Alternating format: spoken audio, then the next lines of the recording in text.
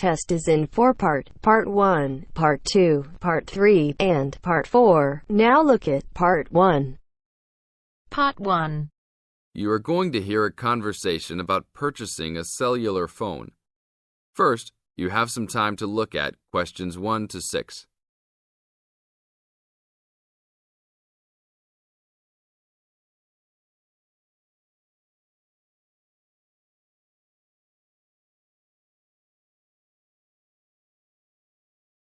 Now listen to the tape and answer questions 1 to 6.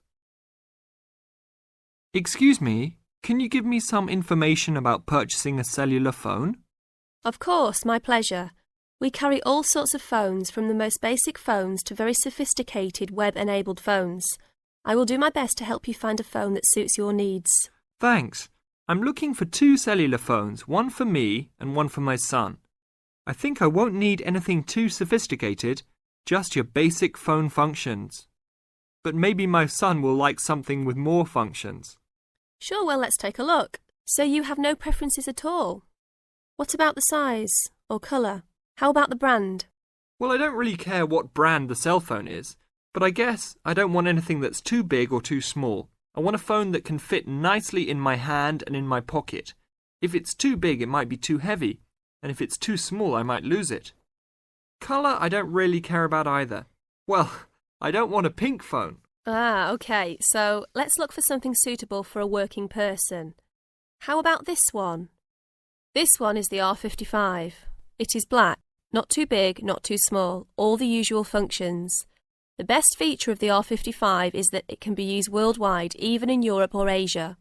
It looks good. How much does it cost? It is only $100. If you sign up for a calling plan, then we will give you a $50 discount on the phone. How old is this model, though? I don't want anything that's too old. This model was introduced into the market about 3 years ago, so it is a bit older, but be assured it will still work fine. Well, I think I still want something not as old. How about from last year? Any good phones from around that time? Yes, there are some. How about this one? It's the new model of the phone you just looked at, called the W55. Most of the features are the same. There are some new features on the W55 though.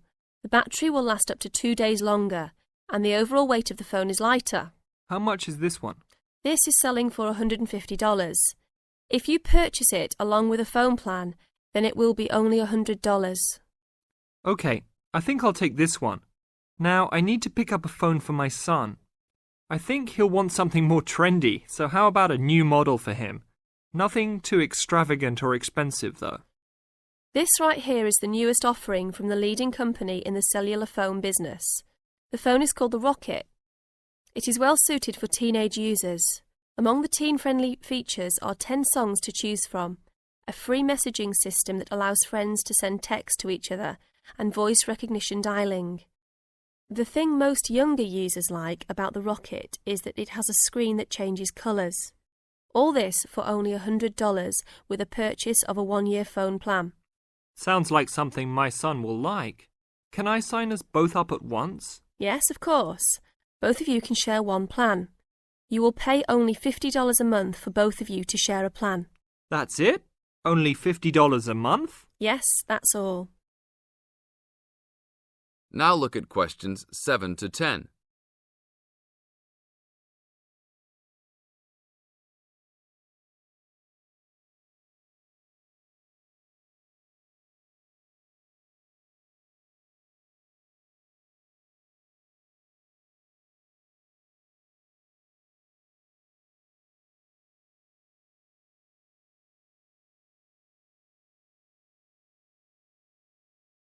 Now listen to the tape and answer questions 7 to 10.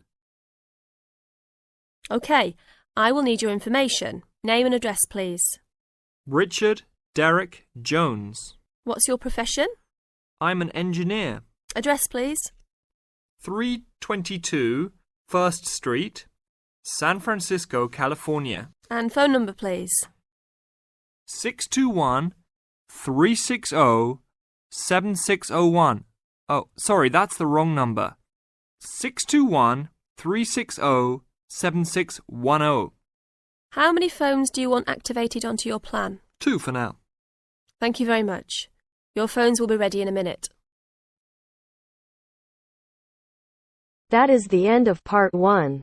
You now have half a minute to check your answers.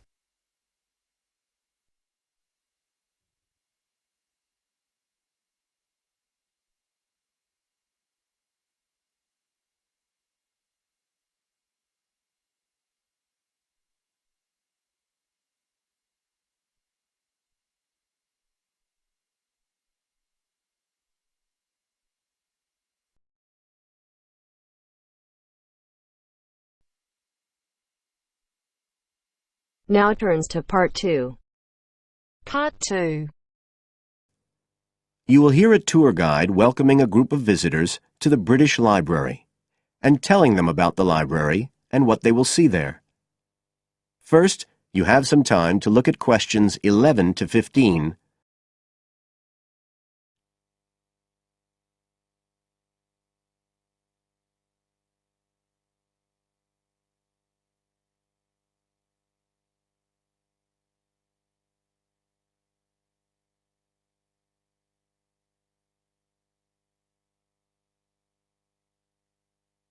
Now listen carefully and answer questions 11 to 15.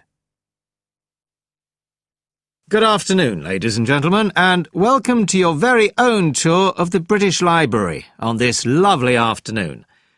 My name is Tony Walters, and I'm your guide for today. Could I please see your tickets for the guided tour? I'd also like to remind you that any tickets bought today do not include a visit to the reading rooms.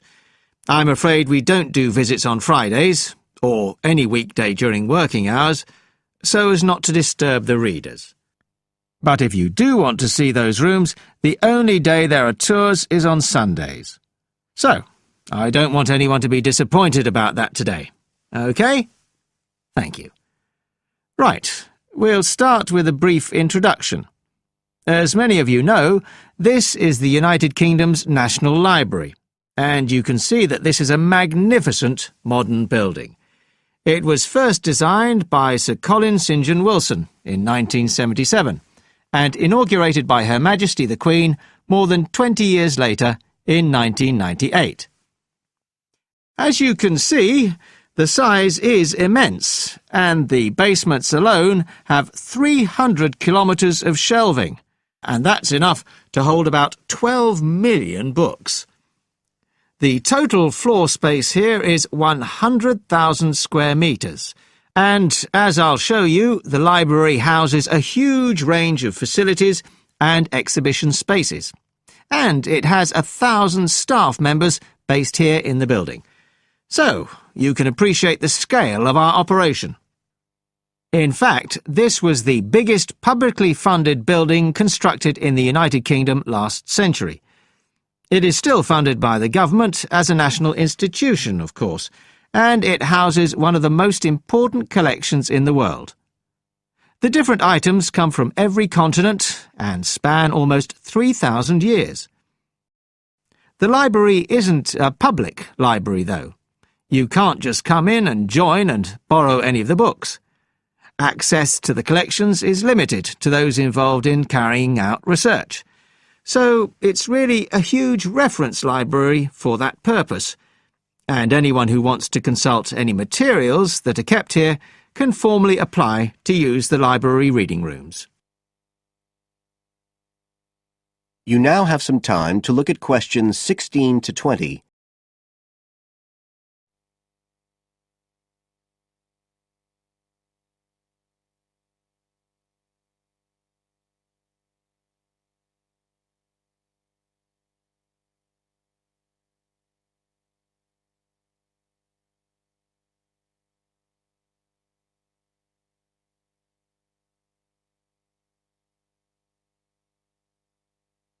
Now listen and answer questions 16 to 20. Right, well, here we are, standing at the meeting point on the lower ground floor, just to the right of the main entrance. I've given you all a plan of the building so that we can orientate ourselves and get an idea of where we'll be going. Now, Outside the main entrance, you'll see the wide piazza with the stunning sculpture of Newton. The sculptor was Paolozzi, but it's based on the famous image by William Blake, and it's definitely worth a closer look. On the other side of the piazza from the statue is the conference centre, which is used for all kinds of international conventions. We'll take a quick look inside at the end of our tour. Looking ahead of us now, you'll see that we're standing opposite the staircase down to the basement, where you'll find the cloakroom, and to the left of that, we have the information desk, where you can find out about any current exhibitions, the times of the tours, and anything you need to know, if you don't have a tour guide. As you can see, on this lower ground floor, we also have a bookshop. That's the area over to the left of the main entrance. You'll be free to browse there when we get back to the ground floor.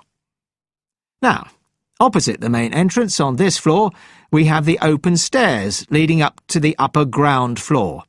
And at the top of them, in the middle of the upper ground floor, you can see a kind of glass-sided tower that rises all the way up through the ceiling and up to the first floor. This is called the King's Library. It's really the heart of the building. It was built to house the collection that was presented to the nation in 1823 by the King. You can see it from every floor above ground. When we go up there, you'll find the library's treasures gallery on the left. Can you find it on your plan? That's the exciting one. So we'll be visiting that first, but we'll also take a look at the stamp display situated behind it on the way to the cafe. A lot of people miss that. The cafeteria runs along the back of the floor, and in the right-hand corner you'll find the lifts and toilets. Always good to locate them. The other main area on that floor is the public access catalogue section, and I'll show you how that operates when we get up there.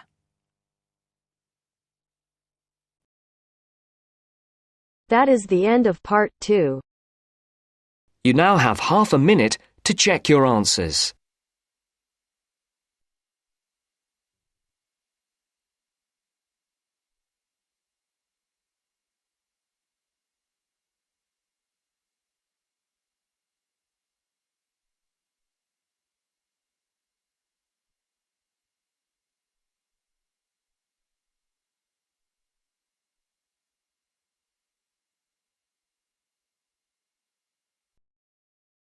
Now turns to part 3. Part 3. You will hear 2 conversations. Are based on the following conversation. The answer should be appropriate to the content of this conversation. First, you have some time to look at questions 21 to 25.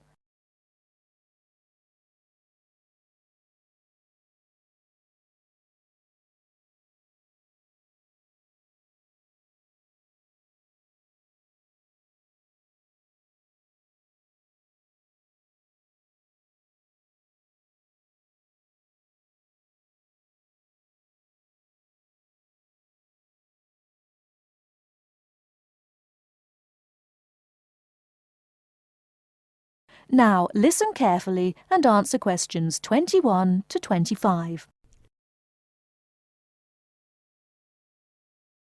Oh, hi Dave. Long time no see. Hi, Maria. I just settled down. I thought I'd drop by. Come on in, take a seat. Would you like anything to drink? I have Sprite and orange juice. Sprite would be fine. Oh, so, how have you been? Oh, not bad. And you? Oh, I'm doing okay, but school has been really busy these days, and I haven't had time to relax. By the way, what's your major? Hotel management. Well, what do you want to do once you graduate? I haven't decided for sure, but I think I'd like to work for a hotel or travel agency in this area. How about you? Well, when I first started college, I wanted to major in French, but I realised I might have a hard time finding a job using the language, so I changed my major to computer science. With the right skills, landing a job in the computer industry shouldn't be too difficult. So, do you have a part-time job to support yourself through school? Well, fortunately for me, I received a 4-year academic scholarship that pays for all of my tuition and books. Wow, that's great. Yeah, how about you? Are you working your way through school? Yeah, I work 3 times a week at a restaurant near campus. Oh, what do you do there? I'm a cook. How do you like your job? It's okay. The other workers are friendly and the pay isn't bad. Before you hear the rest of the talk, you have some time to look at questions 26 to 30.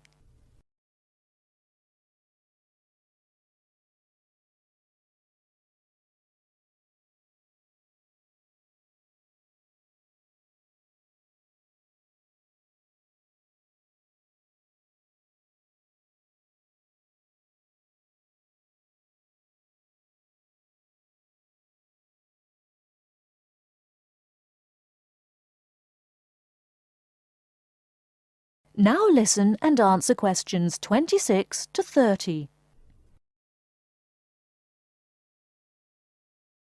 Several days later, Dave and Maria met on campus. So what do you want to do tomorrow? Well, let's look at this city guide here.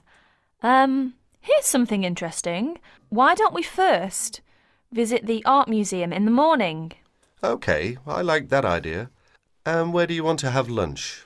How about going to an Indian restaurant? The guide recommends one downtown, a few blocks from the museum. Now that sounds great.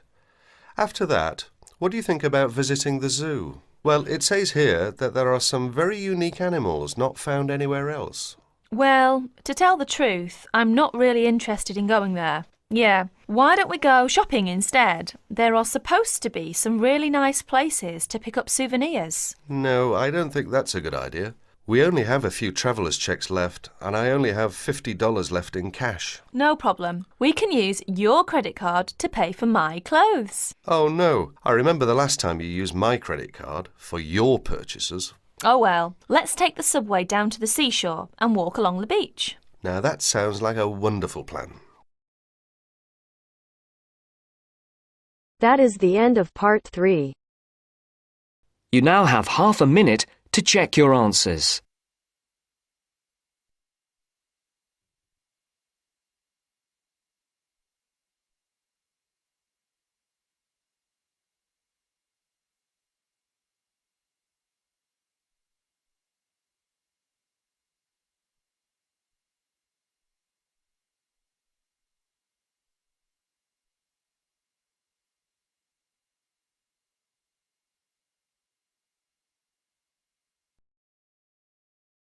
Now turns to part 4. Part 4. Hear a lecture on the research on teen brain. Now you have half a minute to read the questions 31 to 40.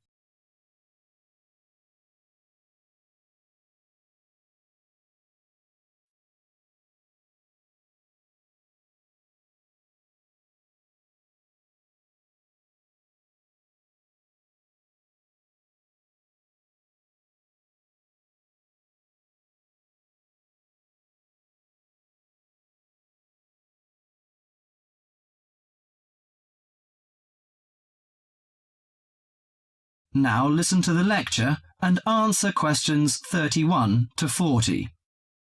Today our guest is Joseph Parks, Medical Director for the Botany Department of Mental Health. He's going to give a lecture about the research on teenage brain. Good morning, everyone. Today I'm going to introduce the new research about adolescent mind, the teenage brain. How much do you know about that? Do you believe in brain scanning? Do you think we can judge whether a teen is normal or mentally ill? Or it's just another immature test? The new research shows a teen brain is in the middle of disordered changes. Those changes, scientists now believe, are so significant that they may reveal the mysteries of mental illness, explaining why some teens commit suicide, why others harm their classmates, and why some emerge later in life with mental disorders. The research looks forward to a day when teens could be tested for suicidal depression as easily as they are for heart disease. But there are signs that society and parents in particular would reject such a tool. Many parents question the validity of a mental health diagnosis. They fear that their children will be falsely tagged with a mark that he or she is abnormal. At the center of the debate is the teen brain, its confusing architecture and the difficult question of what's typical in a teen and what's not. Under the old thinking, the adolescent brain was fully formed, needing only to be filled with facts, figures, and experiences to become an adult mind. At the same time, many people rejected the idea that young people were even capable of developing mental illnesses. However, the new research shows a teenage brain is an organ in transition. It has an unstable and vulnerable composition. The evolving teenage brain clearly isn't adult-like until the early 20s. If teens act young and stupid, it may be because brain areas that govern rational thought are not mature yet. All that is fine when the brain develops normally. But if the teen brain fails to successfully reinvent itself as an adult brain, mental illness may happen. Researchers increasingly believe if that process stops for some reason, teens are likely to develop mental illness. Early warning signs might be disregarded, as adults may think them the typical teen behaviors. Perhaps the chief hope of the new research is that it could make a difference for teenagers suffering from mental disorder and major depression. These can lead to suicide, which for years has been the leading cause of death for teens. Until recently, scientists couldn't peer into living brains to look for changes associated with normal development or mental diseases. That is beginning to change as researchers develop ever more sensitive brain scanners. However, the composite pictures are somewhat misleading. A snapshot of an individual brain may fall somewhere between normal and mentally ill. For now, psychiatrists and psychologists must still rely on interviews and observations of children's behavior to diagnose mental illness. That is the end of part 4. You now have half a minute to check your answers.